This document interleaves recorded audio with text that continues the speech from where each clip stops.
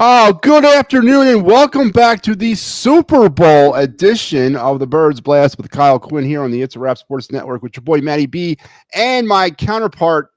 Yeah, he's over there. He's over there, Kyle Quinn. You know where he's at. You see him. We're back here to talk a little bit about. We're going to look back on the NFC Championship game and, of course, look ahead on Super Bowl 59. Kyle, about 48 hours from now, the Eagles are going back to the Super Bowl. And first and foremost, before we get it going, back in August when we first sat down and started this season of the show, even you, one of the more diehard homers that I know, had your Super Bowl expectations tampered down a bit. But here we are. How did we get here, Kyle? Yeah, well, I mean, look, all the question marks that we had going into the season, whether it was whether Saquon was really going to elevate this rushing offense to another level, and whether or not Vic Fangio was going to be able to get a lot out of some of these young guys with potential, those question marks turned out in the Eagles' favor. And I mean, it took a little bit, took them about 4 or 5 weeks, maybe 6, if you want to count that game after the bye week with the Browns. And they really got it going, and they got better and better as the year has gone on. And I mean, just totally unexpected, at least from my end, just because of the amount of question marks that I had, a lot of people had going into the season. And but you really did start to see it toward the mid to late part of the season, where you're like, all right, this isn't just like a fluke, like a young team is playing like better than they are. Like, they're a really damn good football team, and there's certainly a reason that they're here in this game right now. Yep, and we're going to get to some of those reasons here in a second. But before we begin, make sure that you guys give us a like, follow, share, subscribe over here on the It's a Wrap Sports Network. We really, really, really need it so we can continue to push out content like this. But all right, Kyle, let's look back a little bit. I know it's been a little bit of time now, almost going on 2 weeks, but the NFC Championship game did occur between the Eagles and the Commanders. And aside from a very productive and scary opening drive by the Commanders where they converted 2 fourth downs and really I think had the Eagle defense back on their heels a little bit, but they toughened up. They got a field goal, and then the Eagles get the ball back, and their first offensive play, Saquon Barkley goes down the field 60 yards for a touchdown and pretty much factor in 4 turnovers, and that's all she wrote for the Commanders in this game, 55-23 final. Kyle, I said going into the game that I believe that the Commanders should have been playing with house money and playing loose and goose. They were not. They were playing, I think, they were thinking about everything, and it really, I thought, showed on their performance on the field. Vice versa with the Eagles, I thought they were the ones who were playing loose and goose against the Commanders in the championship game. Yeah, the Eagles went in and clearly didn't underestimate the Commanders, but they also knew in the back of their heads that they were the better team, and they were the more experienced team, and they were at home, and they should win the game. And I think you're right. Like, the first 2 drives for each team was really a telltale sign of how the game was going to go. I have no idea to this day why Dan Quinn decided to settle for that field goal after they just had an 18-play drive, and our defense couldn't get them off the field on those 4th and shorts. And then all of a sudden they're at the 10, and they're like, all right, here's where we give up. Like, they had another 4th and short. If they didn't convert it, they give the Eagles the ball at our 10-yard line. So, not just like an automatic score for us either. They could have been able to get the ball back if they were able to hold the Eagles. But that was one of the more puzzling decisions I can remember from Dan Quinn this season. And then, vice versa with the Eagles, like saying like, no, this is why we're here. Like, our stamp is on this game immediately. And you knew that wasn't going to be, the end of the game. Obviously it was 7-3, but the Eagles kept their foot on the gas on offense. And that was, I think, by far the best offensive performance the Eagles put on the field all season long. Yeah, it was. But there's an aspect of this game that I don't know if many people are giving it its proper credence. And I've tried to listen for it, and I've tried to see if people were going to eventually come around. I really don't think I've heard it. Kyle, the Eagles forced 4 more turnovers in that championship game. They've now forced 10 turnovers in the postseason. What did I say? Since going back into the regular season, over the last 6 games, to include the regular season, this defense has forced 20 friggin' turnovers. Kyle, when they were going into the Week 10 game against the Cowboys, they had only forced 7 turnovers all season. Mm-hmm. And they've gone on this epic run of forcing turnovers. And Kyle, I honestly believe that is the number one reason that they're standing in the Super Bowl right now, is they've found a way to epically force turnovers. And nobody, I don't think, is really giving it its proper credit. Yeah, well, I mean, it's just part of the way this defense is they're stealing possessions, they're getting off the field, like they're doing everything, and their ability to create turnovers is not some fluke thing. I know turnovers do tend to they regress back to the mean. It took a while for the Eagles for the turnovers to start regressing back to the mean, but they did in a big way. But I truly think the Eagles have found something here with their ability to create turnovers. I think they're well coached, both by Fangio and Nick Sirianni. You know, they're learning the peanut punch, and they're figuring out how to sort of corral guys so that another guy can run up and make the play. And they've just been so opportunistic in recovering the football. So, you know, I mean, look, it's just been a flood of Eagles defensive turnovers here, and it's been awesome to see. You knew something was going to have to give in that Washington game with how little they were turning the ball over the Commanders. And now you just got to hope, you know, they got 4 more in them for this Sunday, because I think that'll be a pretty good path for the Eagles winning this one. For the game, Jalen Hurts, 20 for 28, 246 yards, a touchdown, a very effective game, almost reminiscent of the Pittsburgh Steelers game. Saquon Barkley, 15 carries, 118 yards, and 3 touchdowns. He just continues to amaze with every time he steps on the football field. And you wrap that all together with the turnovers and some really good defensive play overall. They kept Jalen Daniels kind of in check. The Commanders didn't move the ball, but, you know, when it came up to it, the Eagles got turnovers and stopped drives. And that's how you get a 55-23 bloodletting over the Washington Commanders. And now a trip back to Super Bowl 59, or back to the Super Bowl in New Orleans. And Kyle, before we transition into the Chiefs, I do want to wrap one thing. Let's talk the stat pack on this game. I want to highlight a few interesting stat areas that the Eagles went off. 7 for 7 in the red zone. I mean, are you kidding me? I've never seen 7 for 7. I don't think I've ever remember saying Eagles 7 for 7 in anything in one game, but they were 7 for 7 in the red zone. They went into this game 1 for 6 in red zone play in the playoffs, but they were 7 for 7. Huge reason, again. Yes, they are a home run hitting type of team, but they got to be able to put the ball in the end zone in the red zone. So you got to be happy with the red zone production. Yeah, and I think that starts with Jalen Hurts' decisiveness in the red zone. Like, you've had A.J. Brown in the red zone all year long. You've had Saquon. You've had Jalen's ability to run and bounce it to the outside and get touchdowns himself. And then, of course, you have the tush push. Now, that was, I think, just all around, not even including the red zone, just the game that we've wanted to see from Jalen Hurts all season long, right? Like, we didn't have to be 300 something yards. We just we said all season long, we'll know what a great Jalen Hurts game looks like when we see it. And that was it. And that was the reason that the offense had its best day of the season. It starts with the quarterback, and Saquon was doing his thing. But when the quarterback's distributing the ball the way that he did, and AJ's getting involved, Devontae's getting involved, and Goddard's getting involved, and this offense had the ability to score 55 points all season long. It just took till the NFC Championship game for them to do it. Yep. First half, 27 first half points and 28 second half points. A model of consistent scoring. Probably didn't need the 28 points in the second half, because this game was, this game was over at halftime, honestly. Turnovers, of course, the Eagles forced 4 more, and more importantly, did not commit any. Kyle, heading into the Super Bowl, the Eagles have not committed a turnover in the playoffs. Does that concern you a little bit? Would you rather have them get that monkey off their back prior to playing in the Super Bowl? I mean, just by law of averages, I would say, yeah, like, that's something that is in the back of my head. But, like, the Eagles have been pretty good with not turning the ball over all season long. I mean, Jalen was turning it over left and right at the beginning of the season, but you have one Saquon fumble, you have that one DeJean fumble on the punt return, and maybe like a few scattered Hurts interceptions or fumbles here and there. But the Eagles have been pretty damn good at holding on to the ball on offense. So that just might be something that the Eagles have been good at this year. Yeah, I agree. You took the Eagles, of course, in this game. I did not. I had the Commanders winning. I went with Jaden Daniels as my MVP. You went with Jalen Carter. Should we give it to Jalen Hurts there, Kyle? Do you think he deserves the MVP? Yeah, I mean, that was his best game of the year by far, right when we needed it. And I mean, he was outstanding. All right. So let's set the tone. Sunday down there at the Superdome. It's no longer the Mercedes-Benz Super Bowl, their Superdome. It's now the Caesars, whatever. But of course, that's a dome, so we don't have any weather issues. Eagles will wear their midnight green tops and their white bottoms. They are the home team, because it is an even seasoned year. So the NFC is the home team during those, and the Chiefs will be the road team. Injury report, Kyle, there's really nothing of note really in the injury report. I know Jalen Carter is doing a little bit of an illness right now, but other than that, everyone who's pretty much here is here, and everyone who's going to perform is going to perform. Now let's talk about one player that might also perform, Brandon Graham. Kyle, I know it's a feel-good story. It's great to see him fight his way back, but At this point, do you upset the apple cart? Do you take a roster spot away for a player who may not only be able to give you some rotational time?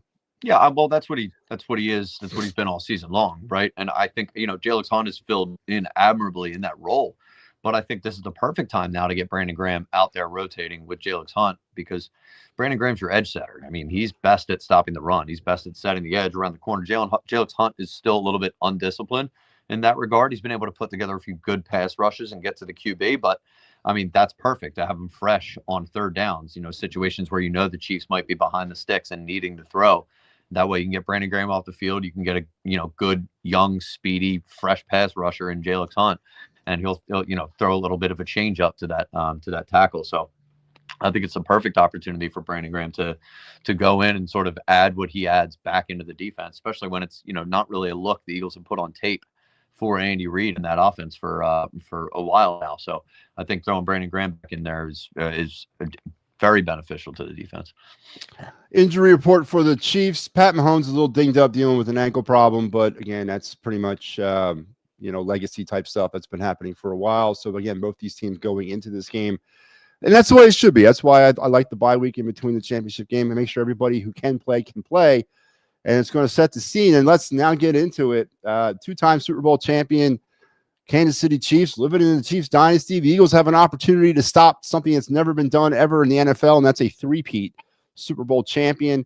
Chiefs have an opportunity to go in there and actually become the first three-peat Super Bowl champion. Andy Reid, of course, the history with the Eagles. Patrick Mahomes has history now. They beat the Eagles a couple seasons ago in Super Bowl 57. Carson Wentz is going to be in this Super Bowl. I mean, there's a lot of Travis Kelce and all that. A lot of Eagle ties in this game on Sunday. Before we get into some matchup stuff, Kyle, though, I do want to get your take leading into this game. The other thing that I've kind of noticed from the Philadelphia Eagle faithful is, once again, not much attention is being paid or credits being given to a team that's about to try to win 3 straight Super Bowls. Win, lose, or draw, you cannot take anything away from the Kansas City Chiefs for being in this position. You don't do this by accident. Yeah, and I mean, I know that people have doubted them throughout the season and said, they don't look like they're the same Chiefs team from the past. Last year they kind of looked a little bit similar on offense, but their defense was even better than it was this year. But you always knew in the back of your head that with Mahomes and Andy Reid and some of the talent that they had on defense and Spagnuolo, they're just a really well-coached team, and they have the best quarterback in the league, that they were going to make a deep run at the very least. And, when they have home field advantage, then it's tough to bet against them in the postseason. They're definitely here for a reason. I mean, they won 15 games for a reason, and they would have probably won 16 if they didn't, if they needed the game at the end of the year against the Broncos. So, losing one game that they've tried in all season long is nothing to sneeze at. And I don't think the Eagles go into this game sneezing at the fact that it's, the Chiefs, and whether, I don't think they get too caught up in all of that. They know what they're up against. They just lost to them 2 years ago. It's a lot of the same faces here. And I think the Eagles, at the very least, which is really what we have to worry about, are giving them the appropriate amount of respect. Yeah, no, and as I said, it's one thing to say that the fan base is not giving them the respect. That really doesn't matter come Sunday. It's whether the Eagles give the right respect because they're the team playing them. All right, Kyle, let's talk some matchups. Give me a matchup battle Chiefs offense versus Eagle defense, and tell me what you think is going to happen. Yeah, so this is going to be the Chiefs throws behind the line of scrimmage versus the Eagles, I would say, safeties, linebackers, Zach Bond. I mean, this is one that I actually think works a lot in the Eagles' favor. The Chiefs love to do those orbit motions, get guys open in the backfield and throw those out screen passes and see if they can get some blockers in. But the Eagles have blown those up all season long. I mean, this Eagles defense is amazing when it comes to sniffing out those kind of plays. Now, Andy's going to give them some different looks. He's had 2 weeks to prepare for this, and I'm sure he knows that that's a strength of this Eagles team. So the Eagles need to be prepared to stop whatever the Chiefs are throwing at them in that way. They're not really a great team at pushing the ball down the field, so that's the way that they get the ball down the field, is sort of meticulously, and it's putting the ball in the hands of their playmakers, and oftentimes that's behind the line of scrimmage. So the Eagles defense needs to be ready for that kind of stuff. Yeah, I want to go ahead with the Kansas City Chiefs offense, Eagle defense matchup. I'm going to go Travis Kelce versus the Eagles linebackers. I said this last week or 2 weeks ago. I thought Zach Ertz was going to have a game. He did have a game. Zach Ertz had himself a really good game against the Eagles linebacker core. Travis Kelce is not the same Travis Kelce he was 2 years ago, but he is still, and he's picking it up lately. He's been turning it on in the playoffs. So he is definitely a player that needs to be contended with and accounted for. I want to see what the Eagles are able to do for another week of another big tight end who can catch the ball in space, and how they're able to handle that, and what that does to Pat Mahomes. I really, really am interested to see that battle. Yeah, I mean it's going to be a tough one. He's their biggest threat over the middle of the field, and they like to get creative with Travis Kelce too, whether it's getting him open or doing the shovel passes in the red zone and stuff. Travis Kelce is definitely a threat. All right, Kyle, let's talk Eagle defense or Eagle offense versus Chiefs defense. Yeah. So the Eagles offense is basically just Saquon Barkley versus that interior Chiefs defensive line. I mean, it really comes down to Steve Spagnuolo. And so I don't know whether he's going to, he's a blitzer. So he's probably going to throw run blitzes at you, put 8 in the box. Now, Saquon talked about this, and I do find it interesting. He's right. And that when a lot of times you hear the team's putting 8 in the box, you're like, damn, that's bad for our running back. But for a guy like Saquon Barkley, when you put 8 in the box, once he gets past those eight guys, if he does, then he's only got 3 guys to beat.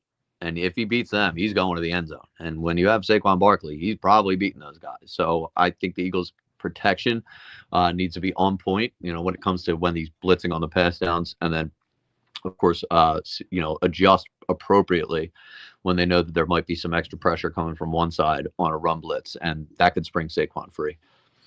Yeah, I agree. And that's exactly my Eagle offense versus Chiefs defense matchup. It's Saquon versus Steve Spagnuolo. I think that's definitely mine too, and for the same reasons that you gave them. It's not like this is a big mystery. What are the Eagles going to try to do? How are they going to try to beat us? They're going to beat us with Saquon Barkley. The problem is nobody has been able to stop it. And as you said, by the time Saquon defeats the 8 in the box, he's got a full head of steam by the time he comes up to the next defender, which is about 15 yards down the field, because it's the secondary, and it's game over by that point. So it's what they're going to do to get creative about trying to limit that, and that's going to be the scene that I'm looking for. No defensive coordinator has been able to figure it out up to this point, and to try to see what the Chiefs are going to employ to keep him limited. Definitely my number one Eagle offense versus Chiefs defense matchup. Yep. And I mean, the Chiefs have been susceptible to that, especially in the postseason. They've allowed a ton of yardage. They've allowed James Cook to eat. Joe Mixon did pretty decent against them too. So, I mean, you have to think that this O-line and Saquon Barkley could have an even better day than those guys, and that'd be huge for us. And what is your X factor in this game? So my X factor is actually going to be Jalen Carter, just because the Chiefs have moved around a lot of guys on their offensive line, particularly taking Joe Thuney from left tackle and moving him to guard. Now, they could probably have some communication issues. They're a little bit inexperienced, all of them playing together. So I really look for Jalen Carter to expose that middle of the Chiefs defense. And man, if they can get Patrick Mahomes running around like that out there, his receivers are not that good, and it's going to be tough for him to find open guys if we're in his face. And this is basically the formula that the Bucs had when they beat them in that 2020 Super Bowl. Was Patrick Mahomes running for his life as soon as he snapped the ball, and Jalen Carter definitely has an opportunity to do that this week. I want to go with a little bit of an out of a box X factor, and let's talk about what the big elephant in the room, the ref effect, when it comes to the Kansas City Chiefs. The one thing I don't want to be is that fan, win, lose, or draw. If the Eagles lose, they lose. I'm not going to blame the refs, and I refuse to. And I don't believe in a crooked ref system or a corrupt ref system. But listen, Kyle, some of the things that I've seen regarding the Kansas City Chiefs over the past few weeks are starting to make my head shake a little bit. But I am going to go with the ref effect. And I don't know if I mean by the fact that the Eagles are going to be really conscious about how much contact they put on Pat Mahomes, which might create a problem where he does slip away from them and gets more yards somehow because they're holding up. They don't want to get penalized, or if they go into them and they do get penalized. But I'm going ahead with the ref effect. I think it's unfortunately going to rear its ugly head in this game. Yeah, I mean, look, so I'm with you. I think if we're sitting here Monday and we're talking about the referees, then we weren't good enough in the game. It's point blank simple. Like, don't give the refs an opportunity to decide the game with a call or two. Now, the interesting thing about it is, and I wonder if it'll turn this way, is that this media week and the week before, a lot of scrutiny, a lot of talk about officiating. I mean, you had Adam Schefter tweet something about it with the Chiefs. Roger Goodell had to address it, and I think the chief of whatever the They put out a like head memo about referee it. guy is, like they've all had to speak on this. Yeah. So I wonder if there would be a little bit more of a concerted effort to go the other way, just to sort of be like, hey, like, she told you, like, we're not like favoring the Chiefs. Like, look at this bad call against the Chiefs. Like, I don't know, just sort of copium or put my tinfoil hat on a little bit, but you never know. No, and it's a shame that we've gotten to this point, but I can see it. The spot against the Bills in the championship game, that was a little weird. The worthy call in the Bills game was the non-flopping calls that Mahomes doesn't get called for when he does go down, and it's very obvious that he's flopping. The glancing against him, and then the 15-yard personal foul. I mean, it's getting a little ridiculous. I agree, but you're right, Kyle. I hope that it's just a good hard hitting football game. Yeah, and look, I mean, the reality of it is when you're one of the great teams, you might get the benefit of the doubt on some calls. I mean, the Eagles got the benefit of the doubt on some calls in the Washington game, and Commanders fans, for some stupid reason, even though they got blown out by 30 points, were complaining about officiating in the game. The Eagles have gotten some favorable calls this season than the Chiefs have for the past couple of years. That's the kind of respect that you get, benefit of the doubt, when you're that team. And fair or not, the other element to it is you might also have to consider that the best teams are usually the most well-coached teams and the most disciplined teams, right? So, they don't often commit the bad penalties themselves, and you note the ones that happen against them because you don't see them commit the penalties. You see the other undisciplined teams do it. So there's a lot that goes into it. Absolutely. All right, Kyle, what are your keys to Eagles victory? Yeah, so, I mean, look, we've gone a million different ways with these all season long. This is literally the keys to winning one single game in the NFL, right? Like, forget the two teams that are on the field mostly. There's one that's Eagles Chiefs specific here, but really the first two are how to win a football game 101. And the first one's don't lose the turnover battle, win the turnover battle. The Eagles have been dominating with the turnovers all season long. Don't want that to flip. If the Eagles lose possessions to the Chiefs, or if the Eagles are able to steal possessions from the Chiefs, that's the biggest thing in the game. Like, this is just two great teams going at it. It could be a one possession game. You don't want that one possession to be one that you lost because you gave up the ball. And if you want to be on the winning side, that one possession could mean that the winning possession in the game. So got to win the turnover battle. And two, I mean, you need to be able to establish Saquon Barkley on the ground. Like, the key to opening up the entire Eagles offense is if Saquon Barkley can get going on the ground, and even Jalen too. I mean, like, just the run game in general, because I think what they're going to try to do is make it so that Jalen Hurts is forced to be the one that's running. They would probably rather Jalen Hurts be the one that's running than Saquon Barkley. So the Eagles need to have a dynamic rushing attack, and everything else I think can take off from there. They can control the clock, limit the amount of Chiefs possessions, limit the amount of times you give Patrick Mahomes the ball, and that'll be huge for the Eagles. Now, the third one, and this is solely due to the style of defense that Steve Spagnuolo has, the Eagles blitz pickup and the protections and the communication needs to be absolutely on point. They struggle with that a little bit in the Commanders game. Frankie Luvu was really good on the blitz, and they did a really good job of picking spots to send him, and he timed it well. Steve Spagnuolo is like the master at that, right? He's learned from Jim Johnson, who was like a blitzing machine and like the master of blitzing. So they're going to be sending it to you from every which way, and especially on those key third and fourth downs. Like, they're not there to let you get even 5-6 yards. They're looking to get off the field and blow your play up immediately. So we need to have built-in answers for that, and the protection and the communication needs to just be on point, the best it's been all season. Yeah, no, those are, when your season is literally boiled down to just one game, that's the recipe to win football. It's not really specific, as you said, to beating the Chiefs. It's just winning a football game, and so much so that two of my three keys to victory mirror yours, and my number three is keep the turnover battle going. I don't know where this has come from. No one saw it coming anywhere, and we looked at it every week all season long, and we were getting concerned about it because it wasn't yielding anything. And then all of a sudden, but I think it was the first Cowboy game, it has been a deluge since of just mega turnovers. You got to keep it going, and you got to stop and not turn the football over yourself. So yeah, keep those turnovers happening. My number 2 key to Eagle victory is get Pat Mahomes off the field when you can. Don't leave him out there. Don't let him stay on the field. He can't hurt you if he's not out there. So do what you got to do, and don't give him any extra downs. Don't give him any extra yards. Just get him the hell off the field if you can. And number 1 is simply run Saquon run. I mean, why change it now?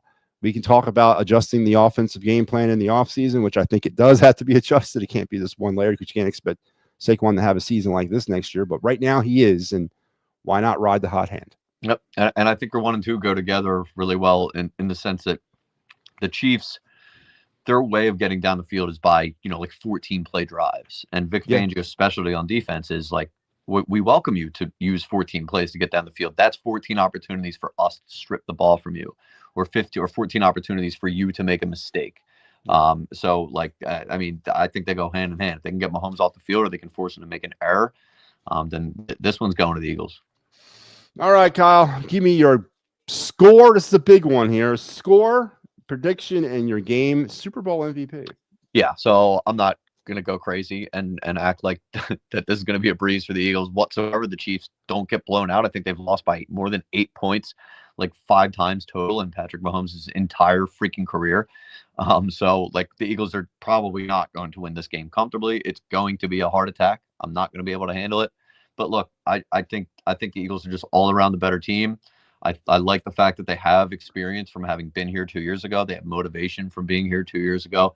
And I just think this defense versus that Chiefs offense is the biggest mismatch in any game that we've seen this season long. I mean, Patrick Mahomes is great, but that Chiefs offense is not that good. They've averaged 22 points per game this season. That's a mismatch in my opinion for this defense. So I have the Birds winning. I think it's going to be 27-23, and it might even come down to a final drive where Mahomes has the ball and this defense has to get a stop. But you know what? Damn it, Matt. I'm trusting this defense to get a freaking stop. So 27-23 Birds. And I'll say the MVP ends up being Nolan Smith, who has his Brandon Graham moment. Little strip sack at the end to seal it. Mm-hmm. All right. We talked a lot about today. We went over a lot of X's and O's. We talked a lot about what the Eagles need to do and what they can't let the Chiefs do. But one person we didn't really spend that much time talking about is Andy Reid. And to me, that's the menacing shadow over all of this for the Eagles. Unfortunately, he figured out how to win when he left here. And right now, no one's doing it in the NFL quite like he is doing it. And I don't think that stops Sunday. Honestly, I believe that the Chiefs will be the first team in NFL history to three-peat in the Super Bowl. And this is not Eagle hate I'm talking. This is just me seeing what I see. I just don't. You mentioned that they haven't been playing like dominant football, or it's been wacky, wonky, but they just win, and the other shoe just never falls. It's a model of dominance. It's a model of victory. It's a model of winning. I think Pat Mahomes dwarfs Jalen Hurts in every category as a quarterback: statistical, character, winning, everything. Pat Mahomes is just outclasses Jalen Hurts by so much. I think Andy Reid. I don't think Nick Sirianni can hold Andy Reid's jockstrap to tell the truth. And I think Spagnuolo is a better coordinator than Fangio. And I don't even know Kellen Moore's mental state right now, as he's about ready to leave, take a job with the Saints. All that I just think is too much. And I like the Chiefs in this game 31-27, and Pat Mahomes is your Super Bowl MVP. I wouldn't have expected anything differently. I wouldn't have asked for anything differently. I mean, you brutalized the Eagles' record all season. You've been wrong about them in the postseason. And you're going to be wrong again come Monday night, Matt. So I'm glad they're picking against the Eagles. Keep the mojo going, baby. As I said, I told you it wasn't old-fashioned Eagles hate, man. I'm giving you an analytical breakdown of what I feel. But I don't know, but it's been just to tick off all season long, as we've seen by your record, and you're picking them in the playoffs. So let's hope that continues. I picked them 2 out of 3. Oh, well, I picked against them 2 out of 3 weeks in the playoffs. All right. Yep. Listen, Kyle, like we mentioned off camera, it's a special day here on the program because way back when, and for those of you that have been watching us from the beginning, and I mean like not from the beginning 5 years ago, but beginning of this season, you know that we start every year off by picking or predicting our first place and last place teams in each conference, our wild card teams in each conference, our championship game opponents, Super Bowl opponents, and overall Super Bowl winner. And the numbers are in. We can reveal it right now. I can sit here because we didn't do well at all. Neither one of us did. Nothing like last year. I dominated. I think I was like 42% effective picking, and you were like 17. You were like way down there. But it's a little bit more balanced out this year. So I'm going to reveal real quick how we did. Kyle, you picked 4 out of the 8 first place teams in 2024 correctly in the NFL. So about a 500 clip. I as well picked 4 out of the 8 first place teams. You picked 5 out of the 8 last place teams correctly. I was only 4 for 8 in last place teams. I was only 1 for 6 picking the wild card teams out of both conferences. You were 2 for 6. So neither one of us did too well with wild cards. I was 1 for 4 with NFC or with championship game opponents. You were 2 for 4. So Kyle, a little bit better than me. I was 1 for 2 in the Super Bowl matchup. You were 0 for 2. I was 0 for 1 with my Super Bowl champion. You were also 0 for 1 for your Super Bowl champion. Overall, Kyle Quinn, you were 13 for 29 for 44.8% effective. I was 11 for 29 for 37.9. So Kyle Quinn, in a big way, comes back and takes the prediction last place Super Bowl thing, a big-time comeback to complete the sweep of not only correctly picking the games right week to week, but also picking first place and last place. Congratulations, Kyle Quinn, on your dominant performance in 2024. Yeah, and I mean, look, I couldn't have done it without my fans, my family. I'm just a little bit upset that I was naive to just how good this Eagles team was going to be, or I would have done the homer thing at the beginning of the season, said F it, and just picked them to go to the Super Bowl. So for those of you that are wondering, here's our Super Bowl picks right here. Kyle picked the 49ers versus the Bengals in the Super Bowl, and had Cincinnati winning the Super Bowl. Of course, neither one of those teams made the playoffs. Nope. I had Detroit versus Kansas City with Detroit winning. So at least I had more of a viable. Mine could have happened better than yours. But other than that, Kyle, you did really good. But I am here to say that I am done in any shape or form picking, except for last place, the New York Jets from here on out. I'm done trying to pretend that I have any idea what the New York Jets are doing in terms of drafting or anything like that forever. So yep. That'll be a tough lesson learned for anybody picking the Jets. It really is. Believe in the stash. That's it. Delco Live chiming in. There you go. All right, Kyle Quinn. Before I let you go, please tell the folks where they can find you out there. Yeah. So WIP with Joe and Hugh every Monday through Friday from 10 to 2. That's on 94 WIP and on Twitter at Kyle_Quinn WIP. All right, and we will be back next week. Win, lose, or draw to throw a bow around the Super Bowl. Talk a little bit about what's next, what 2025 could look like for the Eagles, both in free agency, the draft, and also we're going to have our first crack at the schedule next week as we'll take a quick look at what 2025. And boy, it ain't going to be easy, especially that road schedule. So, but first things first, Kyle Quinn. We're in the Super Bowl. I said it 2 weeks ago. The weekend festivities in Philadelphia leading up to a championship game are great, but the festivities leading up to a Super Bowl in Philadelphia are off the chain great. So Get out there. There's pep rallies everywhere. There's places to go and hang out with like-minded individuals. Go enjoy yourself, Kyle. There ain't nothing like Super Bowl Sunday when the Eagles are playing in it. Nothing like it, buddy, and even better when they win. Go Birds. Yep. Go Birds. All right, Kyle. We'll talk to you later, man. Okay. Take it easy. All right, Kyle Quinn. Kyle the Stash Quinn. All right, that was it. So there you have it. My it's out of the bag. I predicting the Eagles to lose 31-27 to the Kansas City Chiefs, thus making the Chiefs the first team to ever three-peat in Super Bowl history. A little quick look back on my picks in the championship game weekend. I was 1-1. I picked the Commanders to beat the Eagles, and I also picked Buffalo to lose against Kansas City. So 1-1 on the week, 6-6 overall through the playoffs, as we will go into Super Bowl Sunday. And again, of course, I have Kansas City beating the Chiefs. Yeah, Kansas City beating the Eagles on Super Sunday. Don't hate me because I'm beautiful, man. Sorry. I just can't get over a couple aspects of this game. And Andy Reid, and Pat Mahomes are the two biggest ones. I'm sorry. I think they're the X factors that nobody's accounting for. We talk about them like they're in passing, like they're nothing, but they are so superior, so more superior than anything the Eagles have. Sirianni can't hold Andy Reid's jock, and Jalen Hurts does not come nowhere near the type of quarterback Pat Mahomes is when the chips are down or any other place. And until that is achieved or eclipsed, that's what I'm seeing. I'm seeing a chief victory. So I want to thank everybody for tuning in, and Kyle especially. And again, we will be back next week to kind of wrap up the Birds Blast for the season. But on Sunday, don't forget, be here for the Birds Blast or the Birds Flyby pregame show at 10 a.m. on Sunday morning.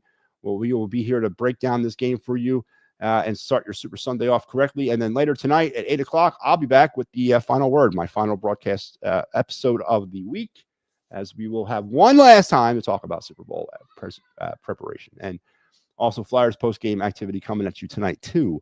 We got Flyers Capitals. Sal will have you post-game against the Capitals. There you go. And then I'll be back, I think, on Sunday for the Penguins.